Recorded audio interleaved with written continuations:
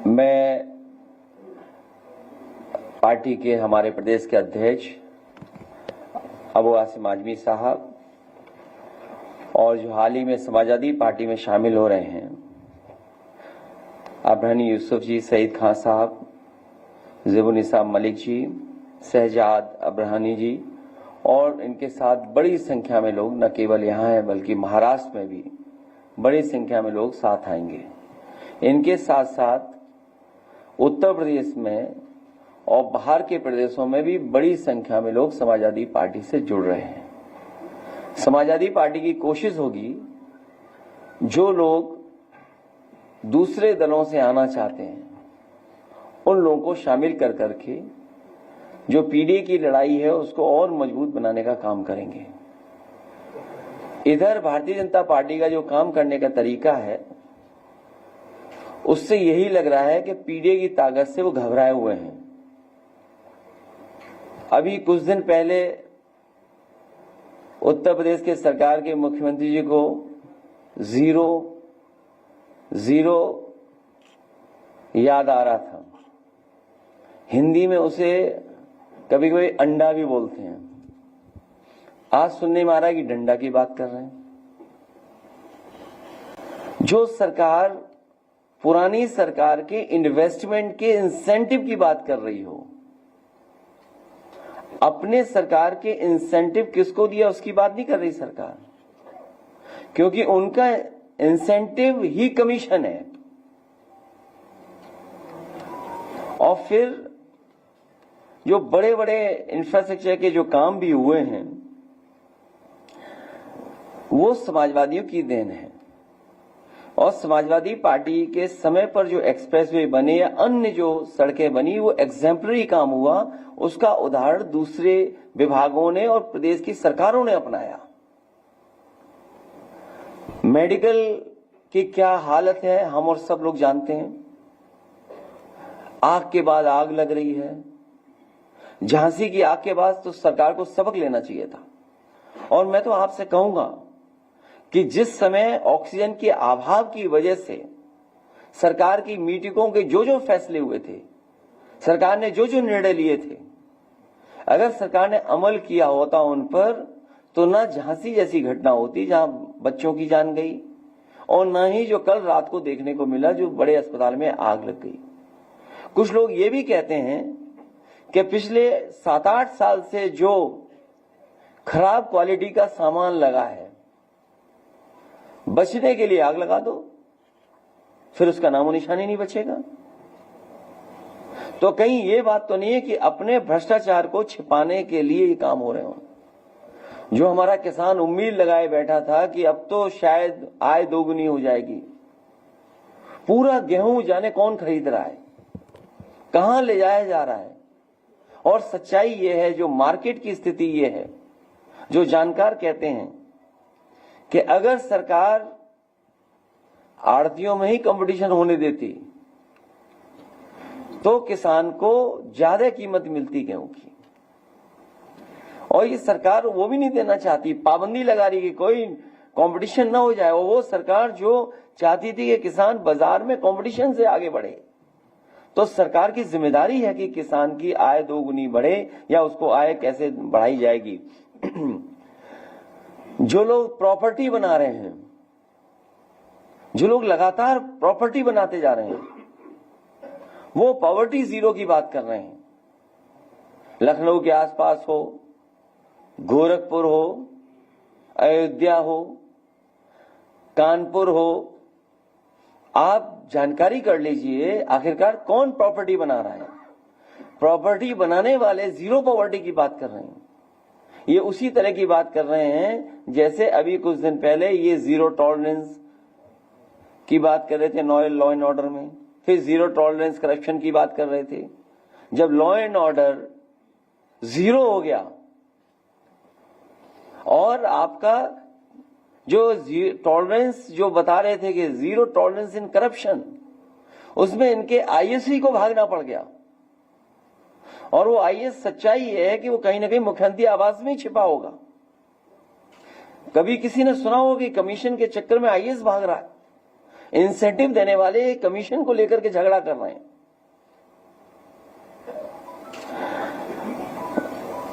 इसलिए इस सरकार को जीरो ही जीरो दिखाई दे रहा है, क्योंकि खुद जीरो होने जा रहे हैं।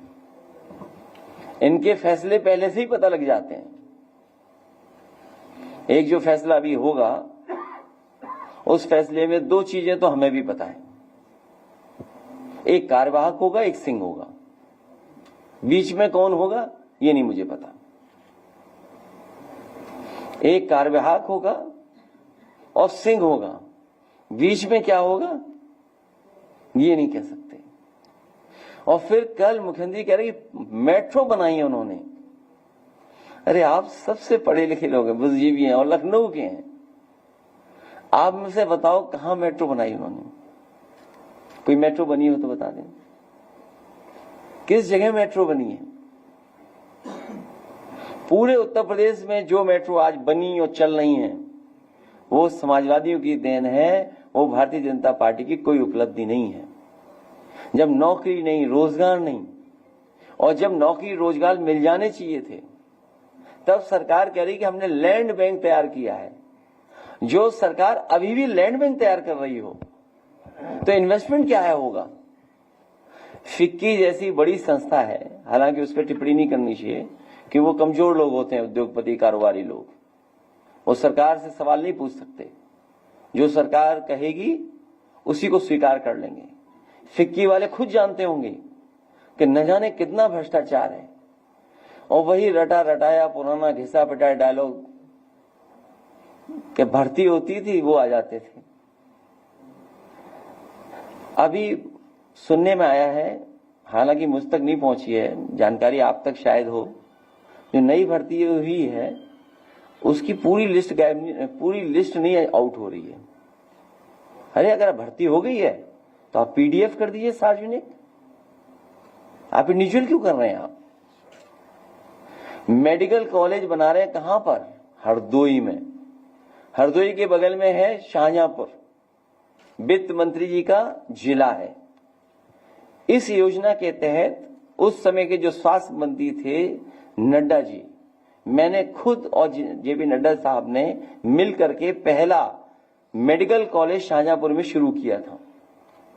और जब मैं विधानसभा में था तो मैंने सवाल किया था कि मानक के अनुसार प्रोफेसर, असिस्टेंट प्रोफेसर और टेक्निकल स्टाफ कितना होना चाहिए। जब शाहजहांपुर जैसे मेडिकल कॉलेज में जो वित्त विभाग के मंत्री जी का क्षेत्र है वहां नहीं है, तो पूरे उत्तर प्रदेश में ये जो बने बिल्डिंगें जो बन रही हैं ये केवल ढांचा है, ये मॉडर्न खंडर हैं, इनके अंदर इलाज नहीं हो रहा है। और इलाज अगर हो रहा होता, अगर इन्होंने वाकई में इलाज का इंफ्रास्ट्रक्चर बेहतर किया होता, तो हमें जो तस्वीर देखने को मिलती हैं, मैं उन पत्रकार साथियों का भी धन्यवाद देता हूं, इतने दबाव के बाद भी वो तस्वीरें बाहर आ जाती हैं, अखबार में छप जाती हैं। इसके लिए मैं उनका बहुत बहुत धन्यवाद और बधाई भी देना चाहता हूं। तो सोचिए मेडिकल का क्या हाल है। किसी अस्पताल में चले जाए, गरीब को इलाज नहीं मिल रहा, गरीब धक्के खा रहा है। तो ये सरकार जो ट्रिलियन डॉलर की इकोनॉमी की सपने दिखा रही है, ट्रिलियन बात तो यही है कि लखनऊ वाले दिल्ली वालों को धोखा दे रहे हैं। कब कौन चला जाए, चली चले का वो क्या कहावत है आखिरी समय का, बस वही चल रहा है। इसलिए अंडा और डंडा याद आ रहा है हमें, अंडा जीरो वाला और डंडा जाने के उनसे डंडा याद आ रहा है। क्या ये मुख्यमंत्री भाषा हो सकती है? और फिर अभी बाबा साहब भीमराव अम्बेडकर जी का हम लोगों ने संविधान और जयंती मनाई उनकी। सोचिए खुलेआम क्या लोग कह रहे हैं, गोली मार देंगे, जान ले लेंगे, हत्या कर देंगे। हमारे पास राणा जैसे लोग हैं जो जाकर के किसी की भी हत्या कर देंगे। मतलब यही संविधान है, यही बाबा साहब भीमराव अम्बेडकर जी का बना हुआ संविधान है।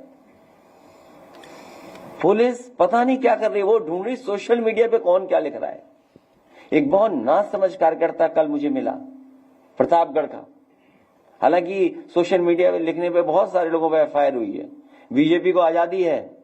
मुझे पता है कि गुड़गांव में एक है व्यक्ति और कुछ नोएडा में जो ये ऑपरेट करते थे चीजें। पैसा मिलता है उनको बड़े पैमाने पर, भर भर के पैसा जा रहा है। जो गरीब थे वो जाने किस हवाई जहाज में उड़ रहे हैं, सुनने में आ रहा है। तो गरीब एक ना समझ कार्यकर्ता ने कुछ लिख दिया। आप में से कौन स्वीकार करेगा कि मुख्यमंत्री की भाषा ऐसी होनी चाहिए? भाई डंडे वाली भाषा तो नहीं होनी चाहिए और टोटी वाली भी भाषा नहीं होनी चाहिए। तो अगर ना समझ ने कुछ लिख दिया तो पुलिस भाग रही है। बताओ, पुलिस उनके खिलाफ नहीं भागेगी जो दिल्ली में शपथ लेकर के बैठी हुई हैं। एक ना समझ के पीछे पुलिस पड़ी हुई है कि इसने सोशल मीडिया में क्या लिख दिया। अरे भाई, जितनी उसको जानकारी उसने लिख दिया। अब आपको बुरा लग रहा है तो उसको डिलीट कर दो, मत देखो, फॉलो मत करो। किसने कहा फॉलो करना, देखना है सोशल मीडिया में समय खराब करना है अपना? राष्ट्रपिता महात्मा गांधी जी यही कह गए, बुरा मत देखो, बुरा मत सुनो, बुरा मत कहो। तो मैं अपने कार्यकर्ता से कहूंगा कि बुरा मत लिखो। तो इसलिए ये सरकार जाने वाली है, जाते समय इस तरह की भाषा इस्तेमाल कर रहे हैं। और फिर ये कोई नहीं है, ये सब बीजेपी के ट्रूपर्स हैं। जिस तरह हिटलर ने ट्रूपर्स बनाए थे, ये वही बीजेपी के लोग हैं। और जान ले लो, वो तो जान हम लोगों ने लाइव भी देखी है जाते हुए, हमने सबने देखा है लाइव। बीजेपी की सरकार में कोई भी जान ले सकता है किसी की। तो ये सब बीजेपी करवा रही है और बीजेपी का स्टेटमेंट भी नहीं कुछ आ रहा होगा। जो लोग हम लोगों को इतिहास फलाने ठिकाने ये पन्ने पलटने की बात कर रहे हैं, इतिहास न पलटे तो ही अच्छा है। सुनने हमारे डीएनए तक की बातें कर रहे हैं। मैंने तो कहा था कि साइंटिस्ट हैं कि मुख्यमंत्री जी, कि डॉक्टर हैं कि मुख्यमंत्री जी? जब नहीं तब डीएनए टेस्ट होना चाहिए। अरे भाई, डीएनए टेस्ट क्यों होना चाहिए? तो ये सब इसलिए है क्योंकि इन्होंने किसान की आय दोगुनी नहीं करनी थी, नौकरी रोजगार मिला नहीं, इंसेंटिव आए नहीं, डेवलपमेंट हुआ नहीं, बिजली महंगी है, पूरे उत्तर प्रदेश की जमीन को भूमाफिया खरीद रहे हैं भारतीय जनता पार्टी के लोग। ये सब हो रहा है। इसलिए हमें और आपका ध्यान हटाने के लिए ये सेनाएं भेजी जा रही हैं। सोशल मीडिया पे मैं तमाम कर रहे हैं। मैं उन पत्रकारों को भी बधाई देना चाहता हूं। जब कभी हमें मौका मिलेगा तो उनका बड़ा सम्मान करने का काम हम लोग करेंगे, एक सच्चे पत्रकार का। ईमानदार पत्रकार से तो नाराज हो जाते हैं लोग, लेकिन एक सच्चे पत्रकार जिसने स्टिंग ऑपरेशन कर करके ये बता दिया कि कौन कौन लोग शामिल थे इसमें, कौन कौन रहे लोग शामिल, जिन्होंने इस तरह का प्री प्लान प्रोपेगेंडा करवाया। सोचिए, अब उनकी तो पोल खुल गई है, वो समाज में कैसे चल रहे होंगे, घर परिवार के लोगों को क्या बता रहे होंगे। जिस तरह का वो प्रोपेगेंडा कर रहे थे केवल पैसे के लिए, सोचिए। और उसमें ऐसा नहीं कि मुख्यमंत्री शामिल नहीं थे, मुख्यमंत्री खुद शामिल रहे होंगे, क्योंकि पैसे का लेन देन हुआ सुनने में आ रहा है। वो नाम तो सबने खुलासा कर दिया, हम तो जानते ही नहीं थे कौन है। एक सुनने में आया हाइट कम है उस आदमी की, सुनने में आया, मुझे सुनने में आया डस्टबिन से बड़ा नहीं है, तो बड़े डस्टबिन होते हैं। मैं आपका धन्यवाद देता हूं और महाराष्ट्र के इतने जिम्मेदार लोगों से मिलने का मौका मिला। आज जो हमारे साथ आ रहे हैं, मैं उनको बहुत बधाई देता हूं। आने वाले समय में सांप्रदायिक ताकतों के खिलाफ, भारतीय जनता पार्टी की अनकॉन्स्टिट्यूशनल पॉलिटिक्स के खिलाफ हम लोग लगातार काम करते रहेंगे, इसी तरह जोड़ते रहेंगे, पीढ़ी की आवाज को और आगे बढ़ेंगे। सामाजिक न्याय का राज स्थापित हो, उसके लिए हम लोग काम करते रहेंगे। बाबा साहब भीमराव अम्बेडकर जी से किसी की बराबरी नहीं हो सकती। अखबारों में पढ़ने को मिलता है कि कुछ लोग बराबरी की बात कर रहे हैं। हमारे आपके लिए उस समय भी कहा, और मैं फिर कहता हूं, बहुत सारे लोगों के लिए बाबा साहब भीमराव अम्बेडकर जी आज भी भगवान हैं। और जो अखबारों में पढ़ते हैं कि कोई तुलना हो रही है, उनसे तुलना किसी की नहीं हो सकती। आप सबका बहुत बहुत धन्यवाद। अरे ये जो अभी लोगों ने कहा है गोली मारो और वो ये वाली टाइगर अभी जिंदा है। नहीं, वो देखो, ये डायलॉग की बात है। देखिए, कौन ना समझ, देखिए, हाँ चलो, हाँ बोल दो। तुम तो अल्फाजों से मार देते हो, तुमको हथियार की जरूरत है। जीत ने तुमको अंधा कर दिया, तुमको एक हार की जरूरत है। अभी ये कौन कौन से हैं? क्या चीज? नहीं एक नहीं, इधर से पहले, अच्छा इनका बाद में जवाब दे देंगे, जब याद रहेगा तो बोलेंगे, अगर ना जवाब दे तो याद कर दिला देना। एक बहुत महत्वपूर्ण विभाग है जिसका काम है zero tolerance law and order के लेकर के। जो घटनाएं हो रही वो आप और हम सब लोग जान रहे हैं। आजमगढ़ जहां से हम लोग लौटे हैं, एक दलित नौजवान को पीट पीट करके सरकार और पुलिस ने मार दिया। दलित था और बता रहे हैं कि उसने नाड़े से पतली रस्सी से फांसी लगा ली। कैसे आप यकीन करोगे पुलिस की बातें। बस्ती जिले में उपाध्याय एक नौजवान था, कुछ लेन देन की शिकायत थी, पुलिस कह रही थी इतना पैसा दे दो, बाद में पता लगा पुलिस ने कहा 5,000 रुपए दे दो। वो 5,000 रुपए नहीं जुटा पाया, इतना मारा कि उसकी भी जान चली गई। अभी प्रयागराज से सुनने में आया कि एक दलित परिवार का एक नौजवान, कुछ कहा सुनी हो गई, करछना विधानसभा कुछ कहा सुनी होगी, कुछ लेन देन का पुराना एक दूसरे का साथ था, इतना मारा, जला दिया। बताओ आप, आदमी जला दिया। ये कोई घटनाएं मामूली है क्या? आप सोचिए आप। तो उसी विभाग के जो मुखिया बनते हैं वो अभी तक तो कार्यवाहक बनते आए हैं। उस कारण में मैं नहीं जानना चाहता हूं कि कार्यवाहक किस कारण बन रहे हैं, लेकिन एक चीज तो हम लोगों को सबको पता है, यहां जितने बैठे हैं सबको पता है, कुछ आरोप हम लोगों पे भी लगते थे। अगर वो आरोप लगते हो तो मेरे पास तो चित्रकूट का हिसाब किताब देख लीजिए, मैं स्क्रीन पे डाल सकता हूं जिले का, और कैसे पोस्टिंग है।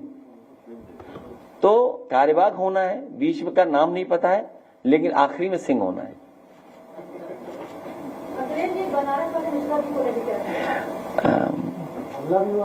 जिन पे वार हुआ उन्हीं को जेल भेज दिया। सोचो, वार जिस पे हुआ उसी को जेल भेज दिया। मिश्रा जी कम से कम बोल तो रहे हैं, उन्हें सजा बोलने की मिली है।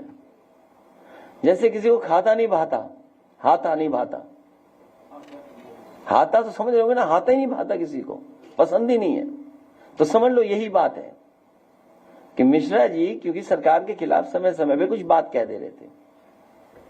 भाई जेल तो उसको जाना चाहिए था जिसने कहा करनी सेना का कौन साथी है कि हम लोग जान ले लेंगे, मार देंगे, गोली मार देंगे। भाई ये जो साथी हमारे पत्रकार पूछ रहे हैं, ये सीरियस बात है।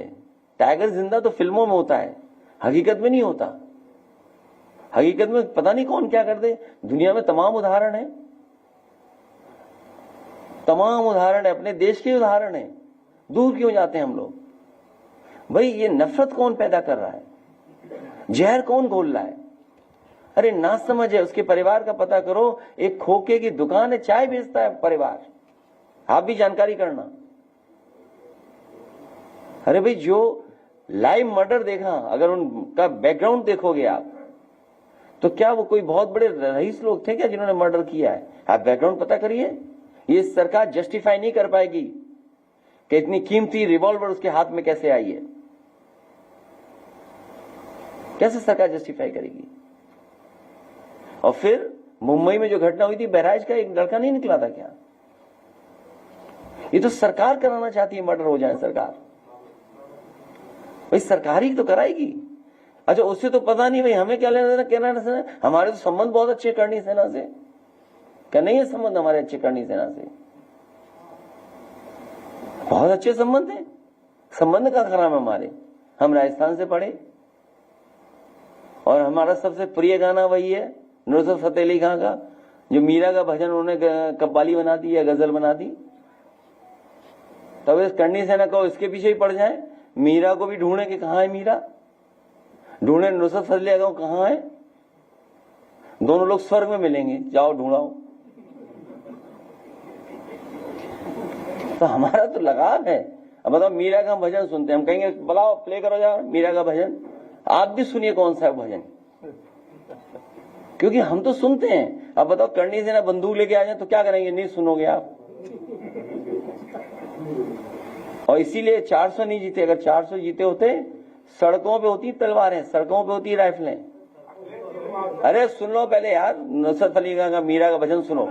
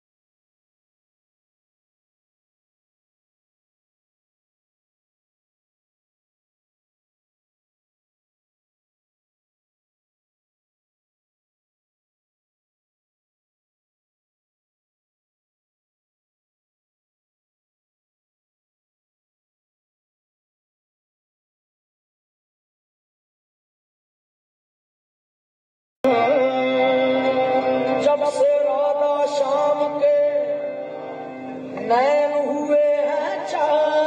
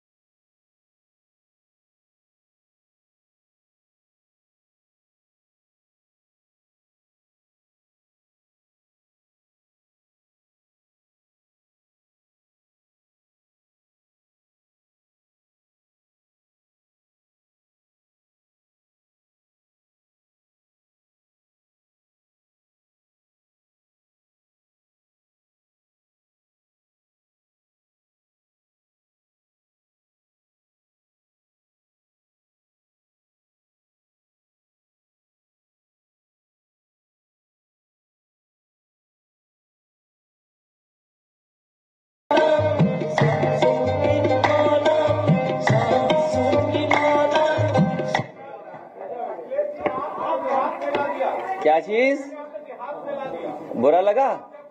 नहीं नहीं, ऐसा जिहाद नहीं समझदार। इसलिए मैं कह रहा हूं हिस्ट्री ठीक तरीके से पढ़ो, हिस्ट्री पढ़ो तो ठीक तरीके से पढ़ो। और दूसरी बात जो गाना सुनाया, हम किसी से घबराने वाले नहीं कि बंदूक चला के गोली मार दोगे तुम। तुम्हारी उसी दिन नीयत मुझे पता लग गई थी जिस दिन तुमने एनएसजी वापस ली थी।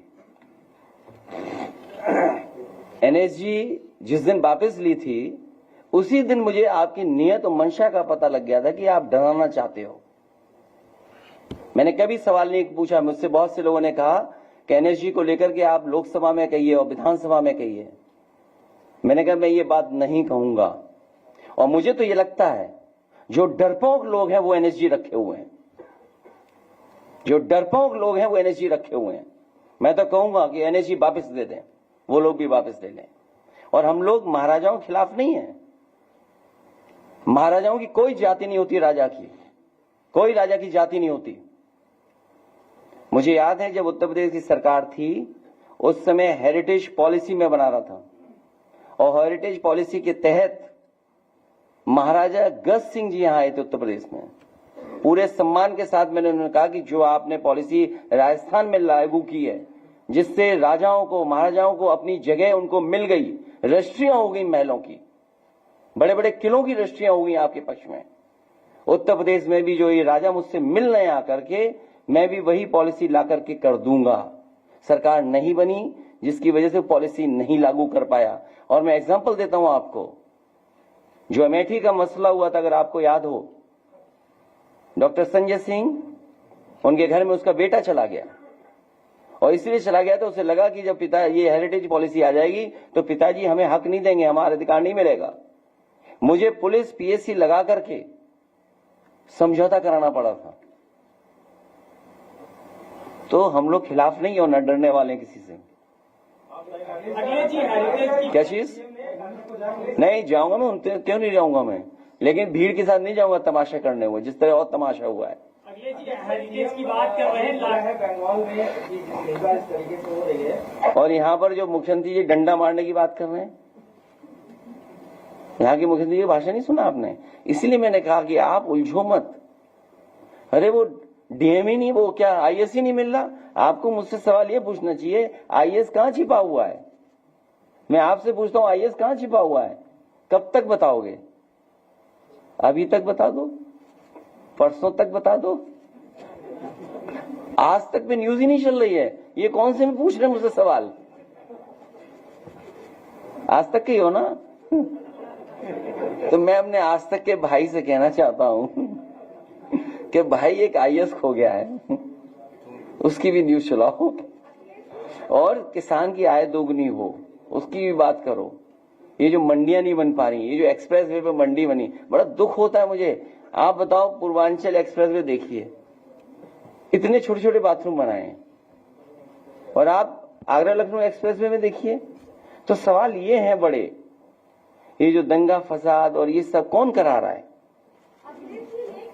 कंसर्न है कि संवैधानिक पद से बैठे हुए व्यक्ति के लिए सरेआम ये कहा जाता है कि हम सरकदम कर देंगे और उसको जान के मार देंगे, और सरकार इस पर कोई कदम नहीं उठाती है, कोई विशेष नहीं करती। ये कंसर्न बहुत सीरियस। देखिए, कंसर्न कुछ नहीं है। मैंने आपसे कहा कि रात को सुबह मुझे एक अधिकारी आए, बड़े एक सीनियर ऑफिसर थे वो एनएसजी के, वो मेरे पास आए।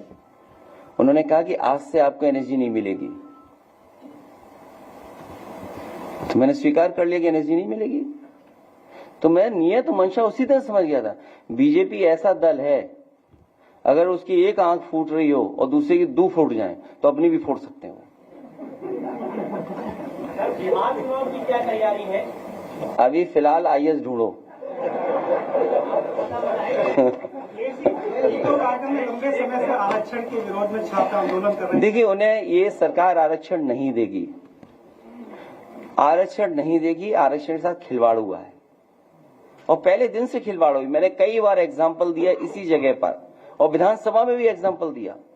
जिस भर्ती के बारे में कल मुख्यमंत्री जी कह रहे थे फिक्की में, जो मेरिट से भर्ती हम लोगों ने की थी, मेरिट की भर्ती में जब बच्चे हो गए, रिजल्ट निकल गया, क्योंकि हाई कोर्ट सुप्रीम कोर्ट में इश्यूज थे।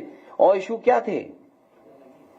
कुछ लोग भारतीय जनता पार्टी के समर्थक लोग कोर्ट गए थे, वो रिजल्ट डिक्लेयर नहीं होने दे रहे थे। हम लोग सुप्रीम कोर्ट गए, बच्चे सुप्रीम कोर्ट गए। जब सुप्रीम कोर्ट का आदेश हुआ और उससे रिजल्ट डिक्लेयर हुआ, तो रिजल्ट डिक्लेयर होने पर जो पुरानी आरक्षण की व्यवस्था थी उसके तहत आरक्षण मिला था, और वो लिस्ट जारी हो गई। इस सरकार की नीयत ये थी कि उस आरक्षण को नहीं लागू करेंगे। उन्होंने आरक्षण की व्यवस्था बदल दी, जो नए आरक्षण की व्यवस्था थी वो लागू की। उसमें 1700 लड़के पिछड़े, दलित और आदिवासी नौकरी से बाहर हो गए थे। तो इसलिए साथी मैं कहना चाहता हूं कि इनकी नीयत नहीं है, पहले दिन से ये नीयत रही है कि आरक्षण खत्म हो, और हम तो एक कदम आगे बढ़ेंगे। ये जो बड़ी बड़ी कंपनियां हैं प्राइवेट में, इसमें भी आरक्षण लागू होना चाहिए। मांग हम लोगों ने पहले भी की है, और अगर आपको कॉम्पिटेंट लोग चाहिए तो हम उनके लिए ट्रेनिंग इंस्टीट्यूट बनाएंगे। क्यों नहीं ट्रेनिंग इंस्टीट्यूट बने? जैसा आपको बच्चा चाहिए, जिस ट्रेनिंग का चाहिए, हम वैसा आपको देंगे, उस इंस्टीट्यूट से देंगे, लेकिन आरक्षण दीजिए आप। अगले दिन वन नेशन इलेक्शन क्या बोलेंगे आप? सही इस्तेमाल हुआ होगा तो नहीं तो पंचर कौन तुम जोड़ोगे फिर? तो इसका मतलब ये हुआ वो पंचर नहीं जोड़ेंगे, तो पंचर कौन जोड़ेगा? अखिलेश जी, वन नेशन आप जोड़ो, कौन जोड़ेगा बताओ? अच्छा, पंचर जोड़ना क्या काम नहीं है क्या? अच्छा, पंचर जोड़ना कोई काम नहीं? अगर चाय बनाना, चाय पिलाना रोजगार है, तो क्या पंचर जोड़ना रोजगार नहीं हो सकता? नहीं, पंचर जोड़ना भी तो एक टेक्निक काम है, टेक्निकल। तो हम ये नहीं कहते हैं कि हम पंचर बनाना ही चाहते हैं या उनको बनाना ही चाहते हैं। फिर पंचर कौन जोड़ेगा बताओ? ये बात अगर मैं कुछ खोल दूं तो फिर नाराजगी हो जाएगी बहुत सारे लोगों को। नहीं, मैं नहीं खोलूंगा। ये आज तक वाले लगाएंगे पंचर।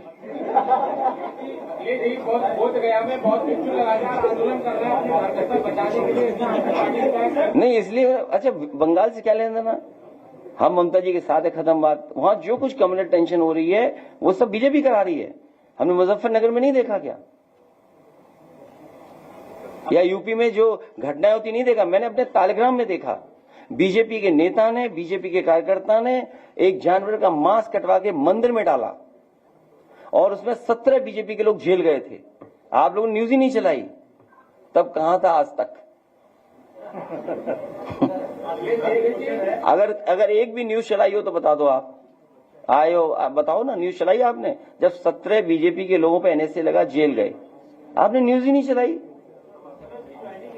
नहीं, आज तक तो था, ये तो चलो नए आए हैं, रहे तो उसी चैनल में होंगे। अच्छा मेरी मदद करो। अच्छा बड़ा चैनल है, मेरी बड़ा चैनल है, मेरी मदद ये करे कि जो, हालांकि एक चैनल है उसकी तो ये समर्थक क्या, उसका समर्थन कैसे करेंगे? स्टिंग ऑपरेशन जो हुआ उसी में हम लोगों की मदद कर दो थोड़ी बहुत, कि कौन दोषी अधिकारी थे उनके नाम जारी कर दो, जो नाम आए हैं उनका नाम जारी कर दो, बस एक स्ट्रिक्ट चल जाएगा, हाँ इनके नाम थे, इनके नाम थे।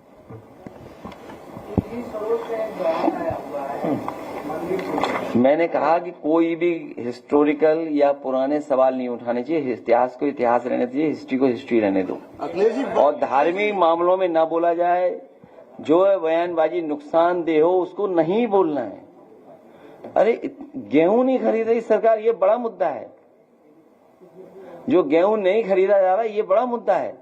अभी किसान को रेट अच्छा मिल जाता, ये जो लिया जा रहा है गेहूं, अंत में 2-3 बड़ी कंपनियों पे पहुंच जाएगा गेहूं, और वही फिर पैकेट का आटा आप लोग खरीदोगे महंगा, तो मुनाफा किसका हुआ?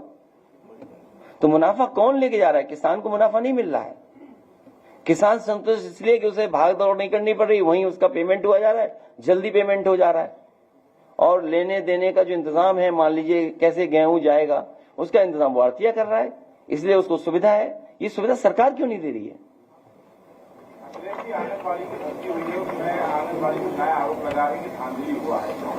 अभी मेरा एक पत्रकार साथी मिला था आजमगढ़ में, उसने बताया कि जितनी भर्ती हुई सब एकदम फ्रॉड भर्ती हुई है। तो मैंने उसका सूची दे देना मुझे। अरे तुम यहाँ लाखों में रहो, गरीब आदमी हो,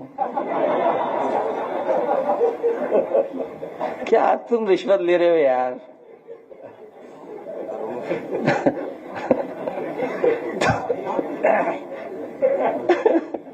अखिलेश जी क्या तो, अरे ये सोचो ना आप, इन्वेस्टमेंट वाली जो रिश्वत थी, अरे कैलकुलेशन नहीं कर पाए हम लोग, कैलकुलेशन नहीं किया हम लोगों ने अभी कितना इन्वेस्टमेंट के कितना क्या कैलकुलेशन था। बता रहे कैलकुलेशन बहुत ज्यादा था, जो कैलकुलेशन था बहुत ज्यादा था, जिसकी वजह से ये सब बातें निकल करके आई। जो आप बता रहे हो नमक की तरह तो चलता ही रहता, फिर कुछ उसमें आवाज ही नहीं उठती। आरोप ये लगाया कि मेरी शादी नहीं हुई है और मुझे विधवा बता दिया गया। तो ये तो सुधार हो जाएगा, उसमें कोई बात नहीं।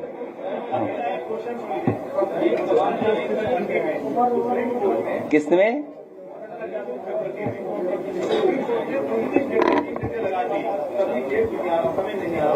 मैं कह चुका हूँ। हाँ ठीक है, कह देना। अपने नीति न्यायालय को तुरंत सुनवाई करें, और हर पार्टी गया सुप्रीम कोर्ट, जिसमें सरकार वो भी नहीं गया, और उन्होंने स्टे कर दिया, तो उन्होंने टाइम नहीं, और आज तक सुनी नहीं गई, मतलब कि इस बारे में आज भी बैठे हुए हैं। मैं फिर बात दोहराता हूँ, सामाजिक न्याय राज की स्थापना के लिए हम सब लोगों को मिलकर के काम करना पड़ेगा, तभी ऐसी समस्याओं का समाधान होगा। और उसके लिए कोई नहीं ध्यान दे रहा है। लो फिर नहीं सुना तुमने? मैं आप सबसे कहना चाहता हूं कि ये जो सवाल उठाया है, ये सवाल एकदम जेन्युइन सवाल है, और बहुत सारे बच्चे बहुत दिनों से संघर्ष कर रहे हैं, और 69,000 के बच्चों ने कोई मंत्री नहीं छोड़ा, अधिकारी नहीं छोड़ा जिसके सामने न गए हों, मुख्यमंत्री न छोड़े हों, किसी सभा में न छोड़े। उन्होंने भी सोचा शायद समझदारी होशियारी से भी उनके समस्या का समाधान हो जाएगा। उन्होंने भी अलग अलग ग्रुप बनाए, और अलग अलग ग्रुप बना करके अलग अलग लोगों से मिलने करके कोशिश की कि शायद समाधान हो जाए। बीजेपी वालों से भी ग्रुप मिलता था, हम लोगों से भी ग्रुप मिलता था, और जगह भी मिलता था, लेकिन वो भी होशियारी काम नहीं आई, क्योंकि ये सरकार की नियति नहीं है न्याय देना, आरक्षण देना, हक देना, या संविधान में जो व्यवस्था है उसके तहत चलना। इसीलिए मैं आपसे कह रहा हूं कि सामाजिक न्याय के राज की स्थापना के लिए, सामाजिक न्याय राज के लिए हम सब मिलकर के काम करें, तभी न्याय मिलेगा। अखिलेश जी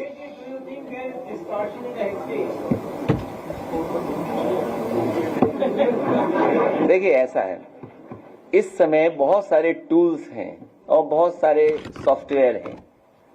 हम आप कुछ भी बोलें, राजनीति को लेकर के कुछ छिपा के बोलें, सही ना बोलें, सच ना बोलें, लेकिन ऐसे प्लेटफॉर्म्स हैं जो आज सच बता रहे हैं।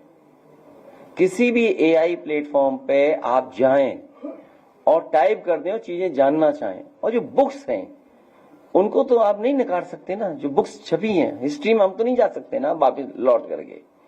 तो मैंने इससे लिखा राजाओं की कोई जाति नहीं होती है। देखिए राजाओं की कभी जाति नहीं हुई है। आप कहीं का राजा उठा लीजिए, कहीं किसी राजा में जाति नहीं मानते राजा लोग। राजा राजा होता है, और पावर की लड़ाई में क्या हो रहा है, वो इतिहास में क्या लिखा हुआ है, हम कैसे उस बात को आज इंटरप्रेट कर दें। लेकिन इतिहास नहीं बदला जा सकता है। हाँ, इतिहास को इतिहास रहने दें, अगर वो इतिहास हमें सही रास्ते पे न चलने दे रहा हो, जो प्रोग्रेसिव बात न होने दे। इसलिए उस इतिहास को इतिहास ही रहने दें, उस पर हमें आपको चर्चा नहीं करनी चाहिए। चर्चा टीवी वाले करें जिन्हें वो टीआरपी चाहिए हो, लेकिन अगर समाज बनाना हो उधर आज तक नहीं गए नहीं चलेगा क्या? अरे नहीं जाएंगे, इनसे नाराजगी थोड़ी हमारी। नहीं इससे नाराजगी नहीं है। नहीं इससे कोई नाराजगी नहीं है। नहीं बात वो नहीं है, नाराजगी नहीं है इनसे। नहीं इनसे कोई नाराजगी नहीं। देखिए ऐसा है, हम भी मजबूरियां समझते हैं। जो हमारे नीचे काम कर रहा होगा वो हमारे गुण गाएगा।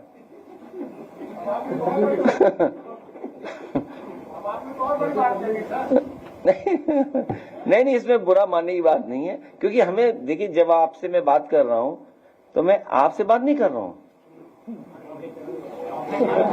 उन्हें समझना चाहिए क्या कह रहा हूं मैं, आपसे नहीं हमारा कुछ है। आपके साथ साथ बीजेपी वाले भी समझ लें कि अब बताओ तुम झूठा प्रचार करा रहे हो। बताइए शोभा देता है किसी आईएएस को? आईएएस इसलिए बनते हैं आपकी एकेडमी में, इसलिए और मुझे याद है एक ट्वीट और आया था, वो बोलना नहीं चाहिए मुझे, लेकिन फिर मैं बोल रहा हूं कि वो पर्दा हटाने वाला ट्वीट आया था कि कुछ लोग पर्दे से पता लग जाता है हटा ले जाते हैं। हम इतने गरीब नहीं हैं। एक सवाल इधर से ले लीजिए। हैं? किसमें? भोपाल का एक खबर है, 17 करोड़ रेमडेसिविर इंजेक्शन को डिस्ट्रॉय करने के लिए 18 लाख रुपए खर्च किए, जबकि ऑक्सीजन कमी से। तो क्यों लाखों की बात कर रहे हो तुम यार? देखो क्या है, फिर सुना फिर ठीक है, आप सही कह रहे हो। ये हुआ होगा, इस तरह का कुछ घोटाला हुआ होगा, इसमें कोई दो राय नहीं है। हमने तो यहां तक कहा था जिसके लिए हमें बहुत दिनों तक सुनना पड़ा था, बहुत दिनों तक ये सुनना पड़ा था जब मैंने ये कहा था। और मैंने यूं नहीं कहा था, जिस तारीख को कहा था आप पता करिएगा, जिस तारीख को कहा था आईसीएमआर ने अप्रूवल कैसे दिया था, क्योंकि किसी साइंटिस्ट से मेरी बात हुई थी। मैंने साइंटिस्ट से पूछा कि जो आईसीएमआर अप्रूवल दे रहा है क्या आपने वो लगवाई है वैक्सीन? तो साइंटिस्ट ने मना कर दिया था कि उसने नहीं लगवाई है। सोचिए, जो अप्रूवल दे रहे हैं साइंटिस्ट वो खुद नहीं लगाए हैं। तभी मैंने कहा था। अब आप पिछले 2 महीने का, कुछ लोग कह रहे हैं, हो सकता है चर्चा में आपके बीच में भी आया हो, कि 2 महीने का डेटा यूपी का निकाल लो, हार्ट अटैक कितने हुए। 2 महीने का डेटा आप निकाल लीजिए, देख लीजिए कि उसकी वजह से कितना हुआ। और फिर कुछ रिपोर्ट्स कह रही हैं कि इसके लगने के बाद कैंसर बढ़ रहा है। आप कैंसर पता करिए कितना बढ़ गया कैंसर।